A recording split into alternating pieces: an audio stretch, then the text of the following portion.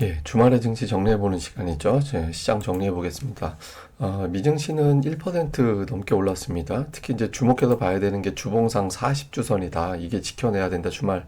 근데 제가 말씀을 드렸었는데, 4,200포인트 초반이었거든요. 근데 이게 지켜내졌습니다. 이제 4,300포인트까지 올라갔고, 주간으로는 S&P 500 지수가 5주 만에 상승해서 0.5%, 나스닥이 1.6% 올랐고, 달러는 거의 제자리였고요. 국제유가 많이 빠지고, 10년물 금리도 이제 주간으로 보면 4% 제법 올랐습니다.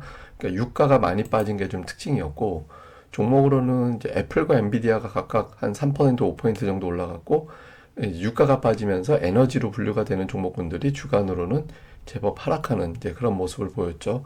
그런데 이제 금요일장을 우리가 이제 분석하지 않을 수 없는데, 고용 지표가 서프라이즈하게 나왔는데, 그 비농업 일자리가 무려 33만 6천 건이 나왔거든요. 예상 범위가 많이 본 데도 25만이었어요. 평균이 한 17만, 16만 요 사이였고. 그런데 33만 6천이 나오면 고용시장이 엄청 뜨겁다. 이렇게 되면서 이제 시장이 빠져야 맞잖아요. 그런데 이 와중에 투자자들은 좀 좋은 쪽을 해석을 한 것 같습니다. 우선 시간당 임금이 전년 대비 예상보다 낮게 나왔다. 4.3% 예상했는데 4.2% 나왔고 전월 대비는 0.2% 정도 나와서 증가율이 상당히 낮아지고 있다. 이거를 주목을 했고요. 그리고 실업률은 이제 낮게 전달보다 좀 내려갈 걸로 봤는데 실업률도 3.8% 유지되고 있다. 그러니까 이런 거 봤을 때는 고용이 엄청 뜨거운 건 아닌 것 같아. 이렇게 봤고요. 그리고 이제 늘어난 어떤 항목들도 보면 뭐 레저라든가 뭐 접대 이쪽이 늘어나긴 했는데 이거 봐서는 이게 무슨 의미가 있지 싶잖아요. 그런데 이제 급여 수준으로 이렇게 또 나눠서 보면 이쪽이 시간당 임금이 가장 낮은 데입니다. 그러니까 15달러에서 25달러 정도 되는 시간당 임금이 가장 낮은 쪽에 어떤 고용 수치가 늘어났고, 인포메이션, 이쪽은 시간당 임금이 45달러가 넘는 분야거든요. 그러니까 여기는 오히려 줄었어요. 예, 그러니까 고임금은 줄어들고 저임금이 늘어나고, 그러니까 인플레이션이라는 거는 임금이 얼마나 증가됐는지를 보는 거잖아요. 그러니까 고용자 수가 증가되는 것보다는 이제 임금이 얼마나 늘어난지 이걸 더 따져보게 되는 건데, 어쨌든 이 수치만 놓고 봤을 때는 고용이 엄청나게 무섭게 나온 거는 아닌 것 같다. 또 이렇게 이제 좋은 쪽으로, 예, 그렇게 투자자들이 해석을 한 것 같습니다. 그래서 고용 지표를 긍정적으로 해석한 게 지수를 올리는 데 역할을 했다. 이렇게 볼 수 있겠고, 또 하나는 이제 연준 인사들의 발언인데, 로레타 메스터, 이 사람 굉장한 매파잖아요. 이 사람 매파인데 강력한 고용에도 시각을 바꾸지 않는다. 좀 덜 타이트한 부분, 이거는 이제 시간당 임금 수치 얘기한 것 같아요. 그러니까 덜 타이트한 부분도 있었고, 이후의 지표, 이게 다음 주 CPI 얘기하는 것 같은데, 이후의 지표가 중요하다. 그래서 좀 이 사람이 이거 가지고, 당장 금리 세게 올려야 돼. 이런 말 할 줄 알았는데, 좀 유연하게 발언을 하면서 투자자들이 좀 걱정했던 걸 좀 덜어줬고, 그다음에 어저께 메리데일리의 발언도 다시 주목을 받았죠. 금리가 높아지면 금리 인상한 것과 똑같은 효과를 낸 게 되기 때문에 굳이 정책 금리를 올릴 필요가 없다. 그러니까 이런 이야기를 했었잖아요. 근데 오늘 금리가 장중에 또 4.88 막 이렇게 올라갔었잖아요. 10년물 기준으로.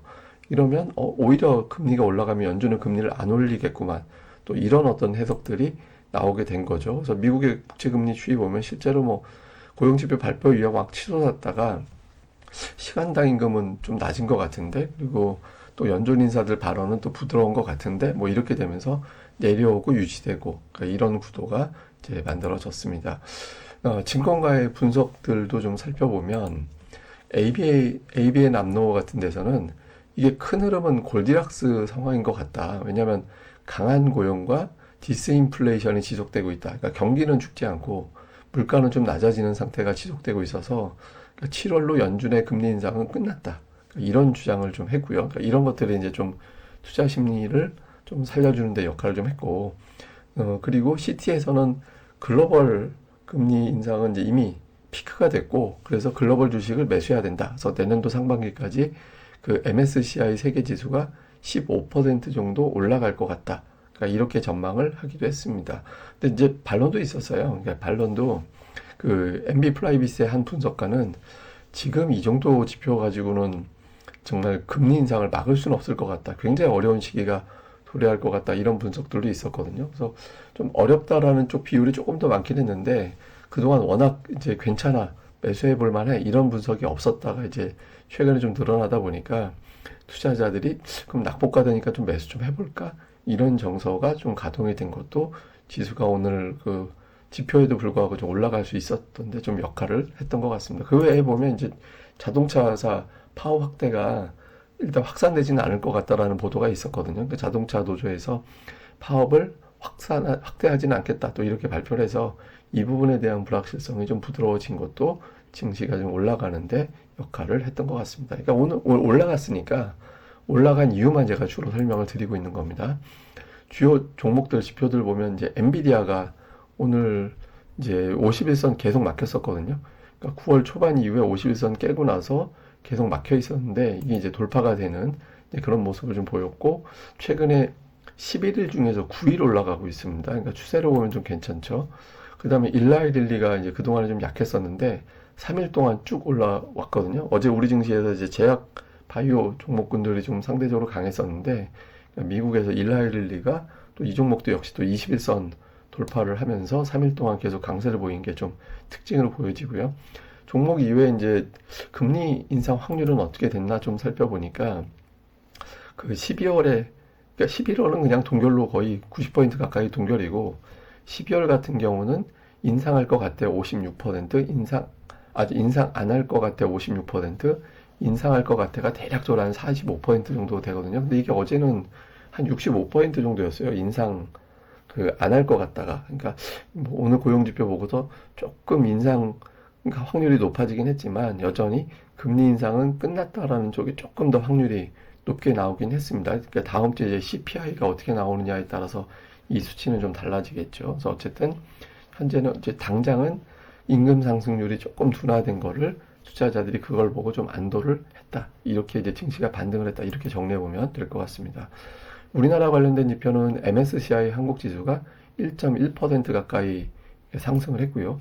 야간 선물도 1.1%. 그러니까 뭐 월요일에 만약에 우리가 휴장이 아니었다면 한 25포인트 정도 플러스로 출발하는 상황이 만들어질 뻔했죠. 그 다음에 이제 원달러 환율은 5원 정도 내려서 1344원. 예, 그러니까 꼭 이럴 때는 휴장이고 우리 증시 열릴 때 되면 또 이상하고 뭐 이런 형태가 반복되고 있죠. 근데 어쨌든 이제 이거대로만 가면 이제 우리 증시는 이제 좀 괜찮은 출발이 나올 가능성이 높습니다.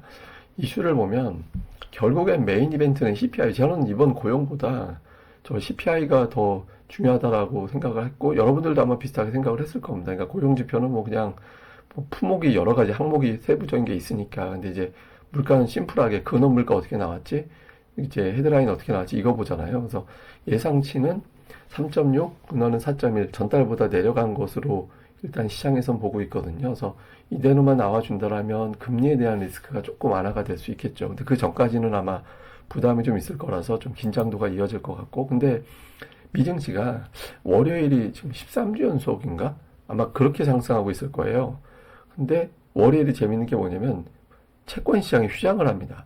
예, 그러니까 금리를 안 보게 돼요. 금리를 안 보고 그냥 주식시장만 보게 되는 거라서 최근에는 금리 상승 하락, 주식시장 반응 이렇게 됐었잖아요. 근데 콜럼버스 데이에 채권이 휴장이라서 주식시장이 이제 금리 없이 온전히 자기네들만 움직이게 되는 그런 계기가 되거든요. 그래서 월요일 미증시가 또 올라가면 그러니까 월요일에 일단 올려놓고 패는 그런 패턴이 좀 반복되는 건 불만인데 어쨌든 월요일 미증시가 채권에 스트레스 없을 때 과연 어떻게 돌아가는지 요게 좀 진면목을 볼 수 있는 날이 될 것 같고 그리고 앞서 말씀드린 대로 엔비디아가 11일 중에 9일 올라간다. 제가 이걸 왜 자꾸 엔비디아를 말씀드리냐면 시장에서는 위기일 때 멱살 잡아 올리는 종목의 등장이 되게 절실하게 필요하거든요. 근데 지금 엔비디아가 대형주 중에서는 추세가 제일 좋잖아요. 그래서 이게 그런 역할을 좀 해줄 수 있을지 그러니까 미증시 입장에서는 좀 이게 좀 도움이 되는 상황이 되니까 이게 되게 중요하겠죠.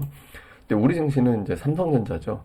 삼성전자가 지금 바보형 이제 모드로 다시 가 있는데 바보형 뭐든지 정말 바보가 된 건지 그러니까 잠정 실적 발표 주간으로 넘어가게 되면서 7만 전자에서 되게 멀어져 있는 그러니까 삼성전자 주가가 이제 돌아오는 주에는 좀 회복세를 보이면서 돌려치는지 그러니까 삼성전자를 외국인들이 끌어올리지 않으면 증시는 기껏해야 박스권 이상 어렵게 되거든요. 흘러내리거나 해서 삼성전자 역할이 중요하다. 그래서 환율, 금리 이런 것들이 안정이 돼야 이제 움직일 수 있는 종목이잖아요. 그래서 구도를 좀 주목을 해봐야 될 것 같습니다. 일단 해외 쪽 구도는 나쁘진 않은데, 그다음에 오늘의 데이터는 증시 자금 동향인데 이게 이머징 시장 그 채권하고 주식 자금 동향이거든요. 이게 녹색으로 보고 계신 게 요즘은 녹색이라고 안 하죠. 그린이라고 하나요? 갈색은 브라운이라고 그러고 요새는 그렇게 부르는 것 같은데. 근데 어쨌든 자금이 계속 나가요.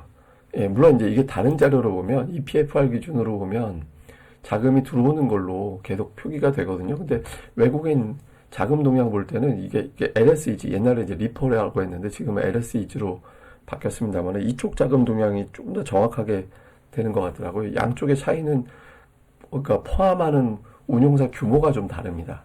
예, 그러니까 리서치하는 이제 운용사 규모가 달라가지고 데이터가 좀 다르게 나오는데, 근데 어쨌든 외국인 투자자들이 이제 자금을 갖고 들어오는 환경은 아직은 아니긴 합니다. 그러니까 좀 조심스러워하는 상황인데, 이럴 때 이제 앞서 말씀드린 대로 이제 멱살 잡아주는 종목의 역할이 필요하거든요. 그래서 미국에서 이제 엔비디아가 계속하는지 우리나라에서는 삼성전자가 그런 역할을 해줄 수 있어야지만 시장이 살아날 수 있잖아요. 그래서 그러니까 멱살잡이 종목이 등장을 해주느냐, 이거를 이제 돌아오는 주에 집중적으로 관찰을 해보면 될 것 같습니다.